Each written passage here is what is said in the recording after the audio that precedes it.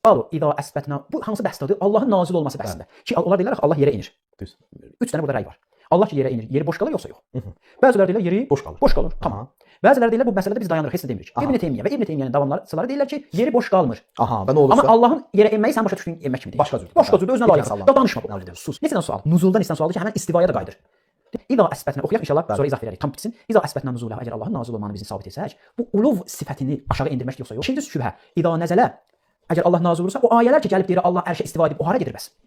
Həm ərşdədir, çünki Allah deyir ərşə istiva edib, həm də yerdədir, ümid edir, bəli. Üçüncü sual nədir? Əgər biz Allahın enməyini qəbul etsək, Allahda hərəkət baş verir. Dördüncü şübhə. Əgər biz nuzulu qəbul etsək, İza əsbətən nuzula yəlzəmünə hulul həvas billahi təala. Yəni hadisələr baş verir. Yəni məsələn nazil olur, bir hadisə baş verir, Allaha da bu aid olacaq. Məsələn yağış yağmır yağdı bu kimi halə. Bu maraqlı gəlir bizə sual yaranır ki, Allah ki zatı ilə endi aşağı, bu enmək sifətini nisbət verdim. Bəs bu ərşlikdə axı nə oldu? Deyir o Allah zatı ilə həm orada da həm burada. Sən bu sualı verə bilməzsən. Bizim problemlərimiz istivada da elə budur. İstiva aləl ərş olsa, bu cür problemlər yaranır. Necə ola bilər bir varlıq siz zatı əlbəttə onlar məhdud bilirlər də. Hər yerdə idi, uluvu var idi, hər yerdə demirlər. Deyirlər üstündür, bainun an xalqi. Ayrıdır.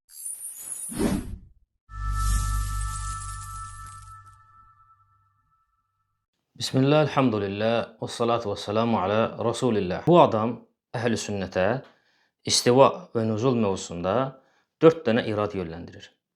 Və özü də vurğulayır ki, bu iradların 4'ü də hər iki mövzu ilə əlaqəsi var.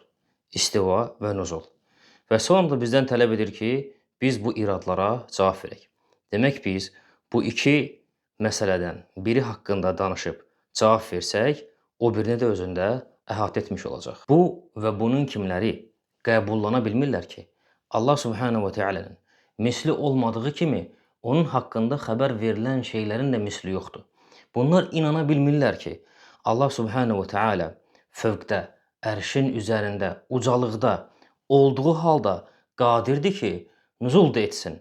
Allahın buna qadir olduğunu qəbullana bilmirlər. Onun bu iradlarına qənaətbəxş cavab verəcək. Uca Allahın izni ilə. Təbii ki, Abu Hənifə, Məlik, Şafi, Əhməd ibn Həmbəl kimi imamların sözlərinin buna gətirilməsinin bir faydası olmaz. Ona görə də yalnız onların mənbələrindən istifadə edəcəyik və yalnız onların razı qaldığı insanlardan dəlil gətirəcəyik. Bizə yönləndirdiyi iradların xülasəsi budur.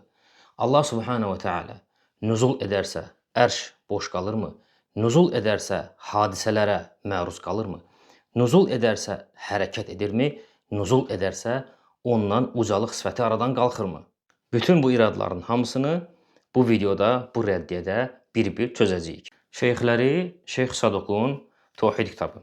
Adı keçən bu kitabda müəllif Şeyx Saduq Cəfər Sadiqdən, rahimehullahdan bir nəql rivayət edir. Həmin bu əsərin, bu nəqlin məğzi nədən ibarətdir?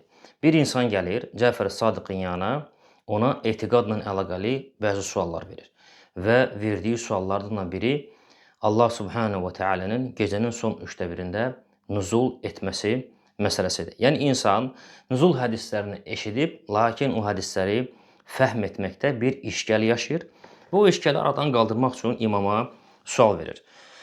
Sual verən deyir ki, ey imam, mən eşitmişəm ki, sən deyirsən ki, Allah Subhanahu və Teala gecənin son 1/3-də dünya səmasına nuzul edir. İmam cavabında deyir ki, bəli, biz bunu deyirik, çünki bu barədə rəvayətlər və xəbərlər səhih şəkildə sabit olmuşdur. İndi baxın, görün ardından sual verən necə sual verir. Deyir ki, sual verən, yaxşı, əgər Allah Subhanahu və Teala enirsə, bu halda ərşdən ayrılmış olmurmu? Ərşdə boş qalmış olmurmu? Ərşdən ayrılması isə onda Allahda yeni bir sifətin ortaya gəlməsi demək deyilmi?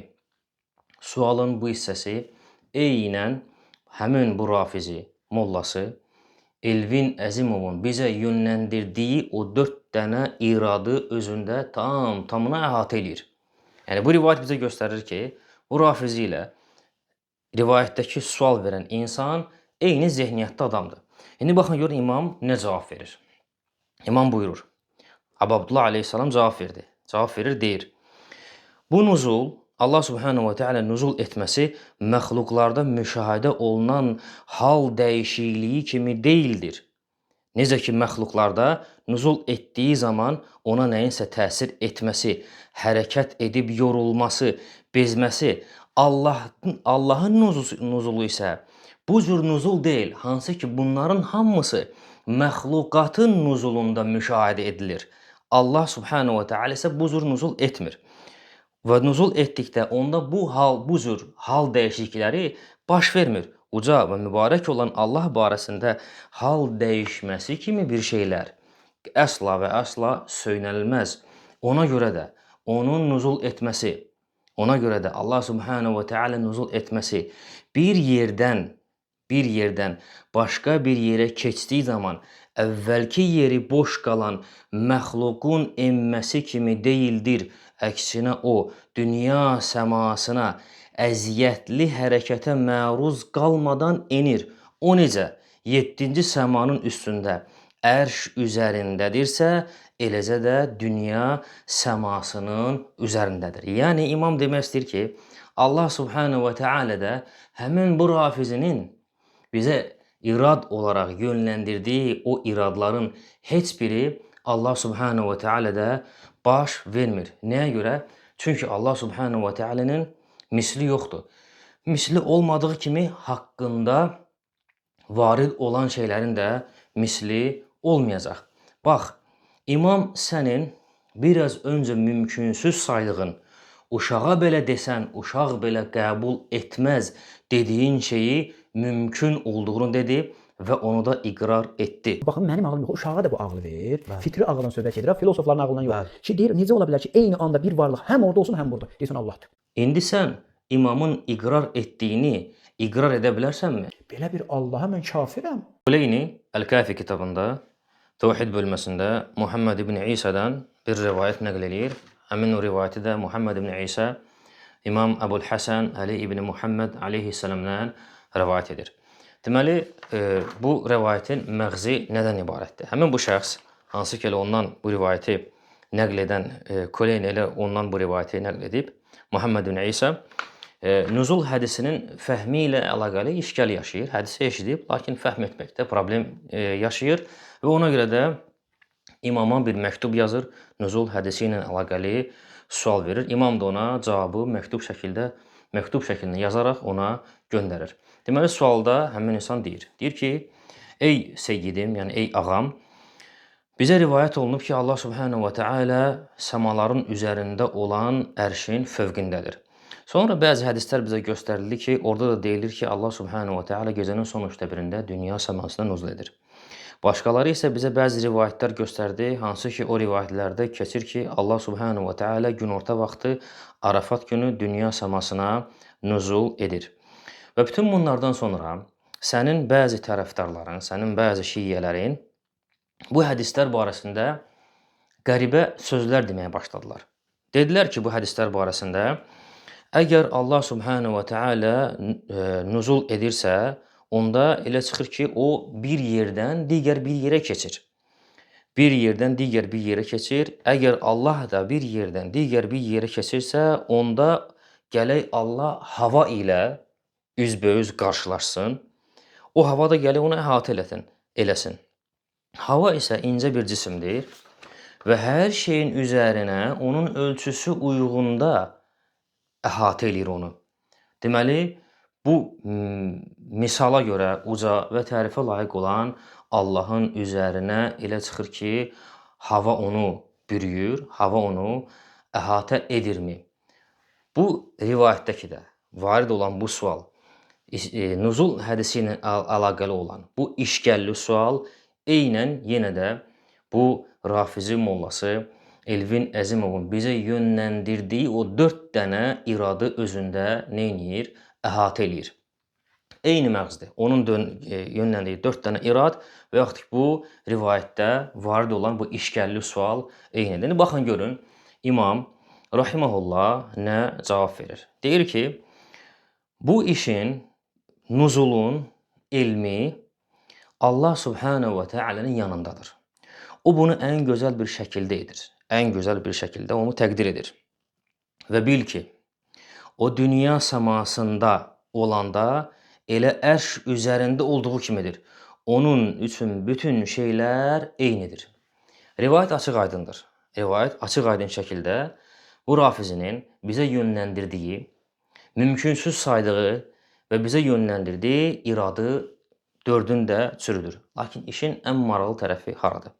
Həmin bu Kuleyninin Əl-Kafi kitabının daxilində olan rivayətlərə təliqat yazan, yəni xırda şərhlər, yorumlar yazan Rafizi alimi Seyyid Ali Əkbər Əl-Ğifari baxın, görün bu rivayət haqqında nə deyir? Deyir ki, bu rivayətdə ki, imam buyurdu ki, nuzulun elmi Allahın yanındadır. Nuzulun elmi Allahın yanındadır. Yəni imam burada bilirsinizmi nə demək istəyir? İmam demək istəyir ki, yəni Allahın necə nuzul etdiyinin, keyfiyyətinin elmi yalnız onun öz yanındadır. Sizin isə bunu bilmək məcburiyyətiniz qətiyyən yoxdur. Biz də eynən bunu deyirik. Əhl-i sünnət olaraq, əhl-i sünnət, əhl-i hədis bu cür etiqad edir. Allah subhanahu wa ta'ala, əhl-i sünnət buyurur ki, uca Allah misli yoxdur. Misli olmadığı kimi onun haqqında varid olan şeylər, istər Quranda olsun, istər sünnətdə olsun, onların da misli yoxdur. Çünki uca Allah haqqında nə varid olubsa, ona tabedir, onun zatına tabedir. Necə Allahın misli yoxdursa, zatı yoxdursa, onun haqqında varid olan şeylərindən misli zatı yoxdur. Bizim Allah subhanahu wa ta'alaya imanımız nə cürdür? Yəni onun mövcudluğuna iman edirik. Biz onun keyfiyyətinə nə cür olduğuna iman etmirik. Eləcə də Allah subhanahu wa ta'ala haqqında varid olan, istər Quranda, istər sünnətdə biz onların mövcud olmasına, Allahda o mövcud olmasına iman edirik. Onların necə, nə cür, nə tər olmasına haqqında danışmırıq və buna da əsla qatışmırıq. Bu rivayətin ikisi də bizə onu göstərir ki, Allah subhanahu wa ta'ala nuzul edir və bu haqdır və onun nuzulu məxluqatın nuzulu kimi deyil. Onun nuzulu necə özünün misli yoxdursa, nuzulun da misli yoxdur və o məxluqatın nuzulu kimi nuzul etmir. Yəni necə ki məxluqat nuzul etdikdə onda hər hansı bir hal dəyişmələri baş verir. Uca Allah isə bundan münezzəhdir. Çünki onun misli yoxdur. Misli olmadığı kimi haqqında varid olan şeylərində misli yoxdur. Və siz əhl-i sünnət mənbələrində nuzul haqqında olan rivayətləri araşdırmaqdan, çək-çövür etməkdən öz mənbələrinizdə olan nuzul hədislərini araşdırsaydınız, bizim mənbələrdə araşdırma aparmağa heç vaxtınız qalmaqdır. Vallahi, sizin mənbələrinizdə olan nuzul hədislərini rivayət etmək müsibətdir. Bir ikisini örnək verim, görəcəksiniz. Kamilüz Ziyarət kitabı Cəfər ibn Muhammed ibn Qulaveyhi və yaxud Qavlaveyhi, səhifə 222-223.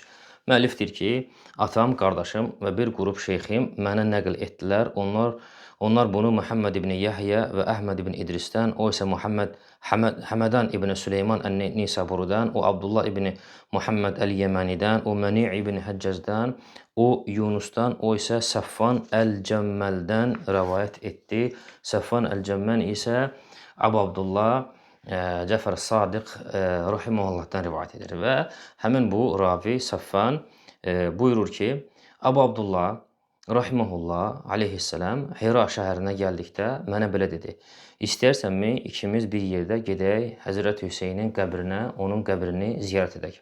Mən ona belə dedim: Canım sənə fəda olsun ey imam. Sən Həzrət Hüseynin qəbrini ziyarət mi edirsən? O mənə cavabında belə dedi: Necə ziyarət etməyəm onun qəbrini? Necə ziyarət etməyə bilərəm ki, Allaha and olsun ki, Allah hər cümə gecəsi mələklərlə birlikdə onun yanına, onun qəbrinə enir. Peyğəmbərlər və övliyalar da və başda Muhammed sallallahu aleyhi ve sellem olmaqla hamı onun qəbrini ziyarət edir. Səffan dedi ki, canım sənə fəda olsun ey imam.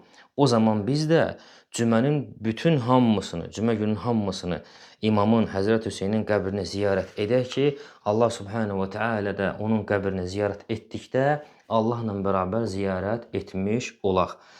İmam Cəfər Sadiq buyurur ki, bəli ey Səffan, buna davam et. Sənin üçün Həzrət Hüseynin qəbrinin ziyarət savabı yazılar. Bu böyük bir üstünlükdür. Bu böyük bir üstünlükdür. Ma'acizu Əlil-Beyt kitabı 2-ci cild 273-cü səhifə. Bu kitab nədən bəhs eləyir?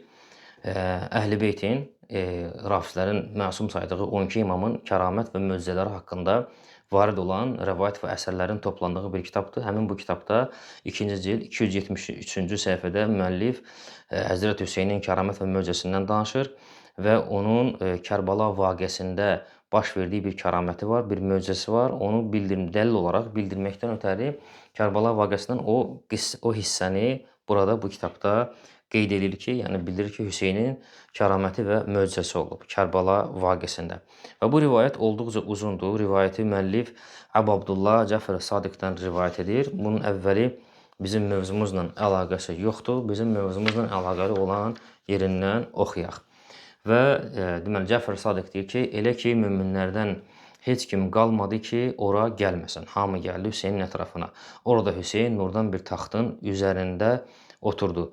İbrahim, Musa, İsa və bütün peyğəmbərlər onun ətrafında dayandı. Onların arxasında möminlər, möminlərin arxasında isə mələklər durub Hüseynin nə dediyinə baxırdılar. Onlar bu vəziyyətdə qaim, yəni Mehdi çıxana qədər qalacaqlar. Qaim, Mehdi aleyhissalam zuhur edəndə Hüseyn aleyhissalam, Həzrət Hüseyn onunla birlikdə olacaq və Kərbalaya gələnə qədər hamı onun ətrafında toplaşacaq. Və nəhayət o vaxt bütün səmanın və yerin möminləri Həzrət Hüseynin ətrafında toplaşır. Və nəhayət ki, səma açılır və Allah subhanahu wa ta'ala Həzrət Hüseynin yanına nüzul edir, əl verib onunla görüşür və həmən o nurdan olan taxtın üzərində Hüseynlə bərabər oturur. Bu hədis elə bir hədisdir ki, yəni bunun ətrafında nəsə danışmağa, buna bir yorum verməyə, bunu bir izah eləməyə, bunu bir tənqid obyektinə çevirməyə ehtiyac yoxdur. Bu rivayət özünü ifadə edir. Lakin işin ən maraqlı yeri haradır? Rafizi alimlərinin sayılan və Rafizi aləmində böyük bir tədqiqatçı və təhqiqatçı kimi hesab olunan Mirzə Məhəmməd Təqi bu rivayətlə əlaqəli görün nə deyir? Deyir ki, bu o hədislərdəndir ki, indi biraz öncə oxuduğum, o hədislərdən, o rivayətlərdəndir ki, onu yalnız mələk, peyğəmbər və ya qəlbi iman ilə sınanmış mömin qəbul edə bilər. Demək ki, bu sözü nəyə görə deyirlər? Çünki hər bir adekvat düşünə bilən mömin mümkün deyil ki, bu rivayəti qəbul etsin.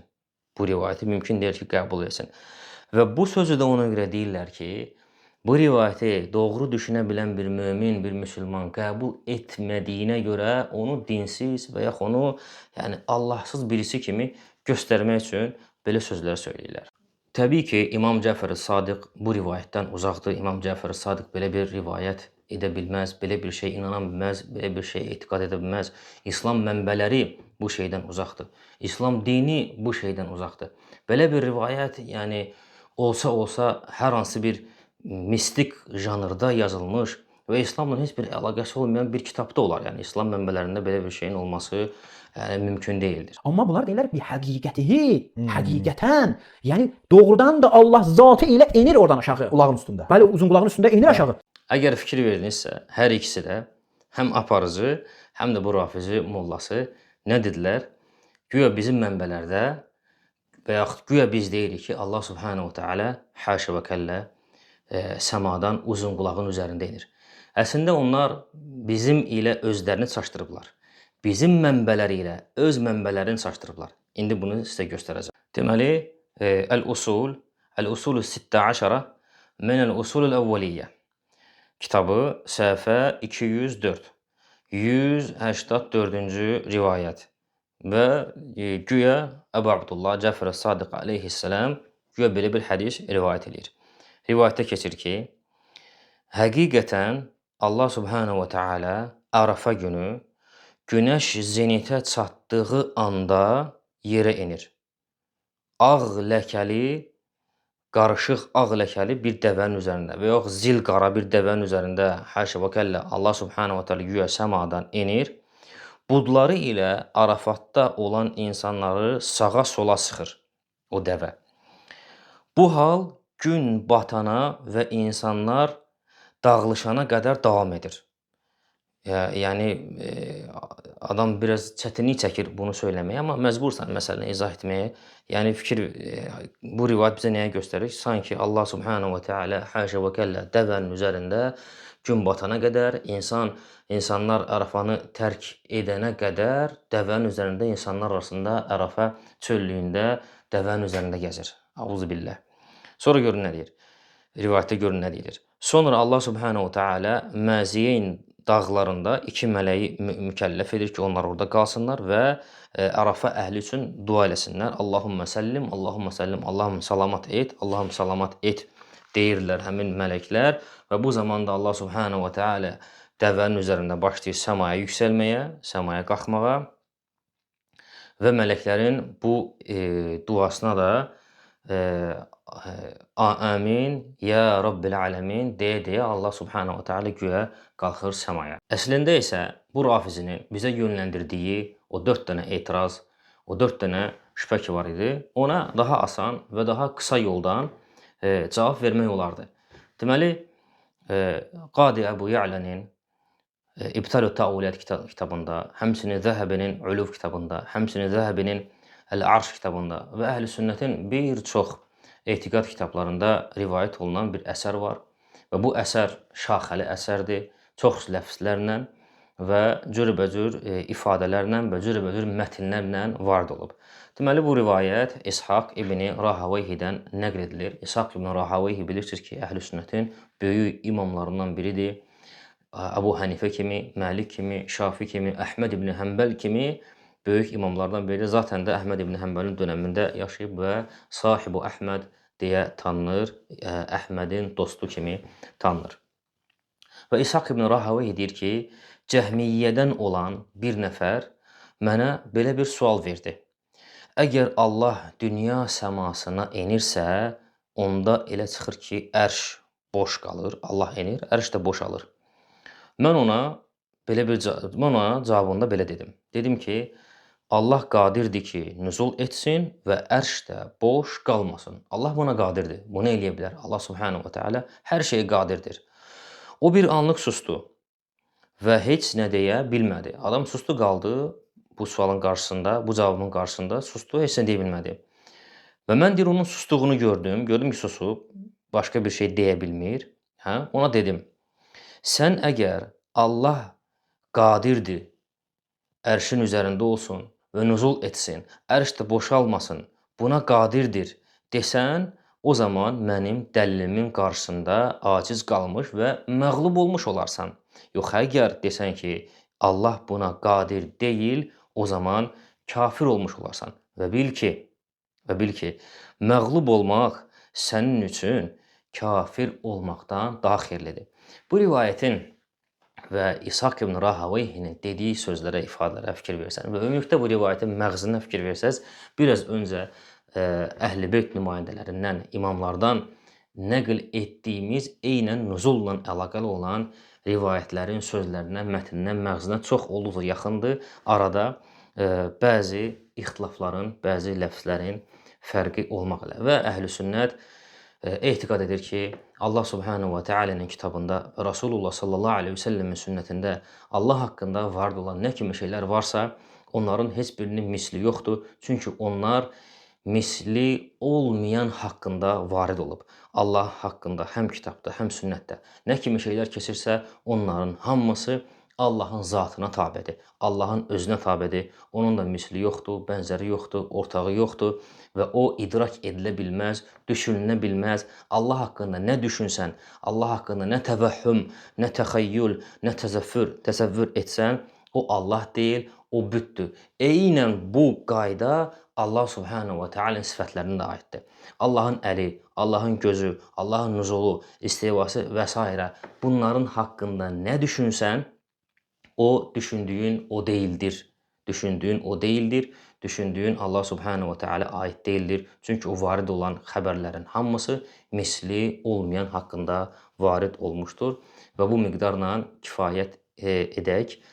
Düşünürəm ki, bu miqdar haqq istəyən insanlar üçün kifayət edər. Doğrusunu Allah bilir. Elhamdülillahi Rabbil alemin.